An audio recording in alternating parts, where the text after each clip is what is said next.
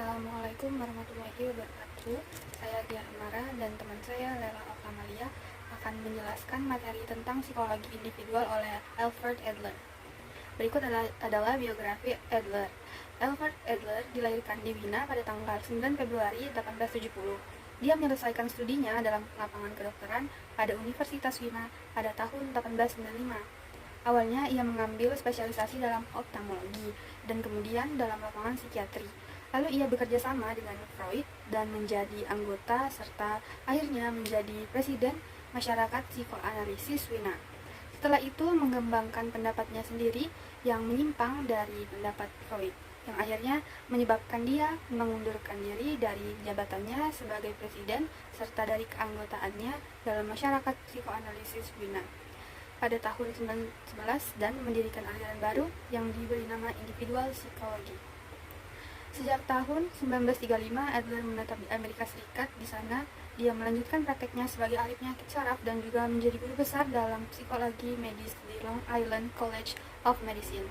Dia meninggal di Skotlandia pada tahun 1937 ketika sedang dalam perjalanan keliling untuk memberikan ceramah-ceramah.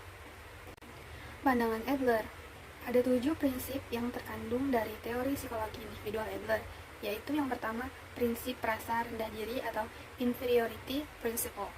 Adler meyakini bahwa manusia dilahirkan disertai dengan perasaan rendah diri. Seketika individu menyadari eksistensinya, ia merasa rendah diri akan perannya dalam lingkungan. Individu melihat bahwa banyak makhluk lain yang memiliki kemampuan meraih sesuatu yang tidak dapat dilakukannya. Perasaan rendah diri ini muncul ketika individu ingin menyaingi kekuatan dan kemampuan orang lain. Yang kedua ada prinsip superiority principle. Memandang prinsip superior terpisah dari prinsip inferior sesungguhnya keliru. Justru kedua prinsip ini terjalin erat dan bersifat komplementer. Namun karena sebagai prinsip, kedua istilah ini berbeda, maka pembahasannya pun dibedakan. Sebagai reaksi atas penekanan aspek seksualitas sebagai motivator utama perilaku menurut Freud, Adler beranggapan bahwa manusia adalah makhluk agresif dan harus selalu agresif bila ingin survive. Namun, kemudian dorongan agresif ini berkembang menjadi dorongan untuk mencari kekuatan baik secara fisik maupun simbolik agar dapat survive. Yang ketiga, prinsip gaya hidup style of life principle. Usaha individu untuk mencapai superioritas atau kesempurnaan yang diharapkan memerlukan cara tertentu. Adler menyebutkan hal ini sebagai gaya hidup atau style of life. Gaya hidup yang diikuti individu adalah kombinasi dari dua hal, yakni dorongan dari dalam diri yang mengatur arah perilaku dan dorongan dari lingkungan yang mungkin dapat menambah atau menghambat arah dorongan dari dalam tadi. Yang ketiga, prinsip diri kreatif atau creative self principle. Diri yang kreatif adalah faktor yang sangat penting dalam kepribadian individu. Dengan prinsip ini, Adler ingin menjelaskan bahwa manusia adalah seniman bagi dirinya. Ia lebih dari sekedar produk lingkungan atau makhluk yang memiliki pembawaan khusus. Ia adalah yang menafsirkan kehidupannya. Individu menciptakan struktur pembawaan, menafsirkan kesan yang diterima dari lingkungan kehidupannya, mencari pengalaman yang baru, memenuhi keinginan untuk superior, dan meramu semua itu sehingga tercipta diri yang berbeda dari orang lain, yang mempunyai gaya hidup sendiri. Namun, diri kreatif ini adalah tahapan di luar gaya hidup. Yang selanjutnya, prinsip diri yang sadar atau conscious self principle. Kesadaran menurut Adler adalah inti kepribadian individu. Meskipun tidak secara eksplisit, Adler mengatakan bahwa ia yakin akan kesadaran, namun secara eksplisit terkandung dalam setiap karyanya. Adler merasa bahwa manusia menyadari segala hal yang dia lakukan setiap hari dan ia dapat menilainya sendiri. Adler tidak menerima konsep ambang sadar dan alam tak sadar, preconscious dan unconscious Freud.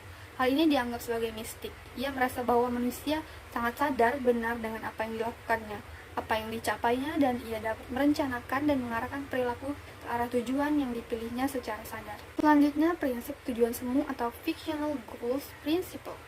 Meskipun Adler mengakui bahwa masa lalu adalah penting, namun ia menganggap bahwa yang terpenting adalah masa depan. Yang terpenting bukan apa yang telah dilakukan, melainkan apa yang akan individu lakukan dengan diri kreatifnya itu pada saat tertentu. Tujuan semua yang dimaksudkan oleh Adler ialah pelaksanaan kekuatan-kekuatan tingkah laku manusia. Melalui diri kreatifnya, manusia dapat membuat tujuan semu dari kemampuan yang nyata ada dan pengalaman pribadinya. Kepribadian manusia sepenuhnya sadar akan tujuan semu dan selanjutnya menafsirkan apa yang terjadi sehari-hari dalam hidupnya dalam kaitannya dengan tujuan semu tersebut. Selanjutnya, prinsip minat sosial atau social interest principle. Setelah melampaui proses evolusi tentang dorongan utama perilaku individu, Adler menyatakan pula bahwa manusia memiliki minat sosial, bahwa manusia dilahirkan dikaruniai minat sosial yang bersifat universal. Proses sosialisasi membutuhkan waktu yang banyak dan usaha yang berkelanjutan, dimulai pada lingkungan keluarga, kemudian pada usia 4-5 tahun dilanjutkan pada lingkungan pendidikan dasar, di mana anak mulai mengidentifikasi kelompok sosialnya. Tipe psikologis. Walaupun bagi Adler semua neurosis adalah masalah kepentingan sosial tidak memadai, ia juga mencatat adanya 3 jenis neurosis yang dapat dibedakan berdasarkan tingkatan keterlibatan energi yang berbeda-beda. Yang pertama adalah tipe yang berkuasa. Mereka sejak masa kecil kanak-kanak memiliki kecenderungan lebih agresif dan dominan atas orang lain. Yang kedua adalah tipe bersandar. Mereka peka terhadap orang-orang yang telah mengembangkan sebuah tempurung di sekeliling mereka yang melindungi mereka, tetapi mereka harus bergantung pada orang lain untuk membawa mereka melalui kesulitan dalam hidupnya. Yang ketiga adalah jenis menghindari. Memiliki tingkat energi terendah dan hanya bertahan hidup dengan menghindari dasarnya kehidupan, terutama pada orang lain. Yang keempat ada jenis yang berguna secara sosial. Ini adalah orang yang sehat, seseorang yang memiliki baik kepentingan sosial dan energi. Masa anak-anak. Adler merasa bahwa ada 3 masa kanak-kanak dasar situasi yang paling berkontribusi pada gaya hidup yang rusak. Yang pertama adalah yang sering kita bicarakan, yaitu organ inferioritas, serta penyakit anak usia dini. Kedua adalah memanjakan. Banyak anak-anak diajarkan oleh tindakan orang lain bahwa mereka dapat mengambil tanpa memberi. Yang ketiga adalah pengabaian. Selanjutnya adalah perilaku manusia menurut psikologi individual Adler. Adler menjelaskan perilaku manusia menurut teorinya dapatlah berpegangan pada pernyataan Adler sendiri bahwa tujuan akhir perilaku individual adalah dapat dijadikan gambaran untuk menerangkan perilaku tersebut. Jadi, aktivitas seperti perkawinan, pelanggaran hukum, bunuh diri, humor, keadaan supranatural, merokok, bermain, dan berrekreasi, serta psikoneurosis adalah aktivitas yang bertujuan menurut apa yang dirumuskan oleh individu yang dapat dipengaruhi oleh perasaan rendah diri atau superior yang khas, gaya hidup dan diri yang kreatif yang khas juga. Penerapan psikologi individual dalam konseling dan psikoterapi. Terapi Adler bertujuan untuk memulihkan perasaan pasien realitas, memeriksa dan mengungkapkan kesalahan dalam tujuan dan gaya hidup, serta menumbuhkan minat sosial. Tujuan pertama dari Adler, terapis adalah untuk menjalankan kontak dengan menenangkan kepercayaan dari pasien. Kepercayaan seperti itu dimenangkan oleh mendekati pasien sebagai rekan, bukan otoritas, dan demikian memunculkan kerjasama. Terapi Adler berusaha untuk mendorong pasien untuk menghadapi masalah ini dan untuk mengembangkan sarana konstruktif berurusan dengan mereka. Terapis berharap untuk menanamkan atau promosikan keberanian untuk bertindak seolah-olah membatasi tua fiksi dan gaya hidup yang salah itu tidak benar. Memprediksi perilaku manusia menurut psikologi individual Adler. Prediksi bukanlah sisi kekuatan teori Adler, sebab ada 2 alasan yang dapat dilupuskan dalam inti kesistemannya, yakni bahwa teori Adler ini bersifat unik dan tekanan pada manusia adalah pada eksistensinya, dan bukan penghargaan yang tinggi dan yang bersifat pribadi. Yang pertama, prediksi pribadi. Prediksi secara pribadi yang mungkin dilakukan adalah menerima gagasan Adler mengenai pola perilaku yang muncul dan menjadi gaya hidup, khususnya mengenai posisi seseorang dalam keluarganya, sebagai anak sulung, bungsu, atau anak tengah dan tunggal.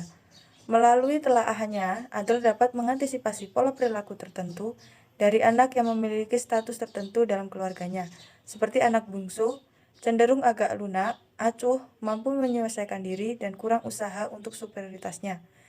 Kedua adalah prediksi ilmiah. Teori Adler yang dimasukkan ke dalam wilayah penelitian hanya sedikit, yakni terbatas pada konsep kedudukannya, urutan anak dalam keluarga, dan gaya hidupnya, yang terbentuk karena statusnya itu. Meskipun dikatakan Adler bahwa anak pertama cenderung bersifat pada setiap keluarga, Namun yang penting diamati adalah bahwa status anak dalam keluarga tertentu mempunyai dampak yang kuat atas kepribadiannya, dan ini tergantung pula pada lingkungan keluarga yang membinanya, yang bersifat sangat pribadi.